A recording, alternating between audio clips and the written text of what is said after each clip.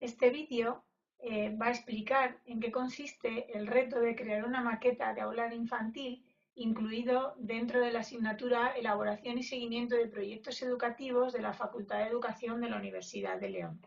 La primera parte de esta asignatura está relacionada con la normativa y con los aspectos organizativos clave que todo maestro debe de conocer a la hora de organizar un aula. Pues bien, en esta parte lo que pedimos es que mediante un reto, ya que trabajamos desde la metodología de ABP o PBL, pues se les exige a los alumnos que elaboren como producto final su maqueta de aula ideal desde la economía sostenible, desde la eficiencia energética en los centros. La idea es en realidad que los alumnos proyecten fuera del aula el trabajo que estamos desarrollando dentro de la asignatura. Como hemos visto, el enfoque es desde el desarrollo del ABP y entonces se les explica a los alumnos en clase, en las clases teóricas, en qué consisten las diferentes fases de todo aprendizaje basado en problemas. Y comenzamos intentando clarificar el problema que les vamos a presentar. A continuación, ellos investigan y debaten cuál será la mejor manera de desarrollar su maqueta y, por último, expondrán su elaboración final al resto de compañeros. Esto se basa en el contenido curricular de esta asignatura con las 4 dimensiones del espacio, pero en este caso lo que vamos a trabajar fundamentalmente son 2 dimensiones, la dimensión física, qué hay en un aula y cómo organizarla, y la dimensión funcional, para qué sirve, cuál es la polivalencia de los diferentes espacios. La planificación del trabajo comenzará con un boceto inicial donde ellos buscarán para ellos cuál es el modelo de aula-escuela ideal, y en esa primera sesión se pide que en clase se plantee o se presente un boceto inicial que ya sabemos que va a sufrir transformaciones al final. ¿Por dónde empezar? Bien, pues como comentábamos anteriormente, se les plantean diferentes planos o imágenes sobre cómo son las escuelas del siglo XXI, cómo se están organizando y con diferentes posibilidades, como vemos. En este caso, bueno, pues son qué estructuras arquitectónicas se están utilizando en las escuelas infantiles, qué tipo de revestimiento en las fachadas, paredes, suelos, qué sistemas de calefacción se utilizan, ¿no? Y a ellos les lanzamos las siguientes preguntas, ¿no? ¿Cuál es la escuela que sueñan y dentro de esa escuela a qué atribuir más importancia? ¿Cómo quieren que sea esa escuela? ¿Qué necesita para ser ecosostenible? ¿Valdrá para una escuela unitaria en UNCRA o será solamente para un nivel determinado en zona urbana? ¿A qué necesidades de los alumnos se les da respuesta? ¿No? Y a partir de ahí comienzan una primera investigación teniendo en cuenta pues, aspectos de neuroarquitectura, la importancia de los espacios infantiles, incluso cómo transformar el patio como estrategia pedagógica. Se le plantea el enlace a Basurama, que es un proyecto que se está desarrollando en Etiopía.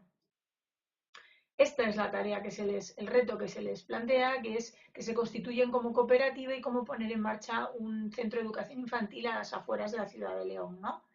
Y además de eso, de cómo construirla, cómo organizarla, también se les pide cómo podrán ahorrar gastos si siguen las indicaciones y pautas de la eficiencia energética.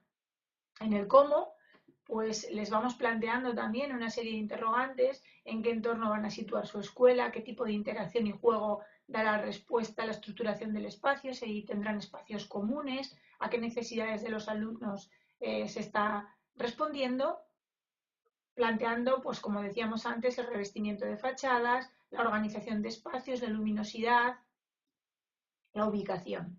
Para ello se les lanza a través de la plataforma Moodle de la universidad varios artículos y carpetas con teoría donde pueden ir a consultar. Y lo más importante es, ¿para qué hacer esta actividad? Bueno, pues para profundizar en las dimensiones, como hemos visto antes, física y funcional de los aspectos organizativos de la escuela infantil que todo maestro debe de conocer. En la dimensión física, especial relevancia al espacio, a la dimensión, al tipo de suelo, a las ventanas, a la climatización, a la orientación espacial y fundamentalmente a la organización del ambiente, a los espacios comunes independientes, como se les puede plantear como ejemplo ese plano. También desde el punto de vista teórico se ha de tener en cuenta cuáles son los criterios para organizar el ambiente, atendiendo a la seguridad, la estética, la funcionalidad, la cantidad de recursos y fundamental que tengan en cuenta cuáles son los requisitos mínimos de los materiales. Seguridad, solidez, que sean adecuados, que sean atractivos, adaptados al tipo de edad. Y en cuanto a la dimensión funcional, pues cómo van a organizar ese aula, ¿no? Qué tipo de rutinas y actividades se desarrollan en ella, la polivalencia de alguno de los rincones, aquellos que van a ser fijos y aquellos que pueden ser variables en función de los contenidos a trabajar.